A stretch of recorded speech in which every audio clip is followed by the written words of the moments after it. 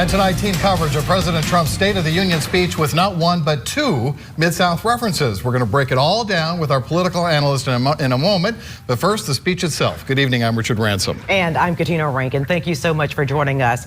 The president focused on everything from the U.S. economy to border security and health care. ABC's Serena Marshall reports live from Capitol Hill. Good evening. The speech clocked in at an hour and 20 minutes. And with the president's approval rating at 37%, most blaming him for the shutdown, he knew his message tonight needed to be one of unity.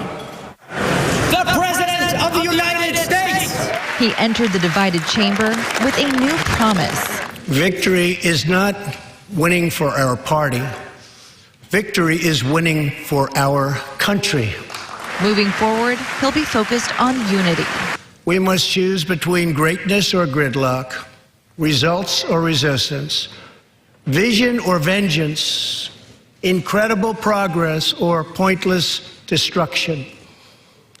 Tonight, I ask you to choose greatness. And while he touted some of his past bipartisan accomplishments, An unprecedented economic boom, a net exporter of energy, groundbreaking criminal justice reform. he also called for an end to congressional investigations. If there is going to be peace and legislation, there cannot be war and investigation.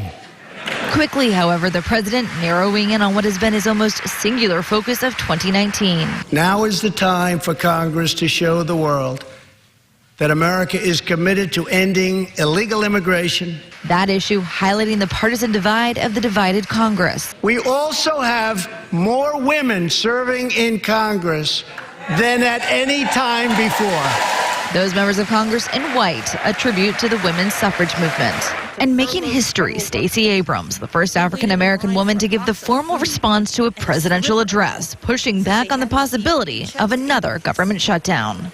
Making livelihoods of our federal workers a pawn for political games is a disgrace. The shutdown was a stunt engineered by the President of the United States. And even with all the pomp and circumstance of tonight and those moments of unity, another government shutdown does loom in just 10 days if they can't come to an agreement on border security and a budget. That's an issue they're still deeply divided over. On Capitol Hill, Serena Marshall, ABC News. Now back to you. And we spoke with Congressman David Kustoff before the State of the Union about him being excited to hear what President Trump had to say tonight. Kustoff was one of the first lawmakers to greet President Trump as he entered the chamber tonight. Take a look. You can see him on the right side of your screen as he shook the president's hand there. And Democratic Representative Steve Cohen chose to boycott tonight's State of the Union. Instead, he live tweeted his comments about what the president had to say. In one tweet, Cohen wrote, "Remember Mexico was going to pay for the wall he is going to build?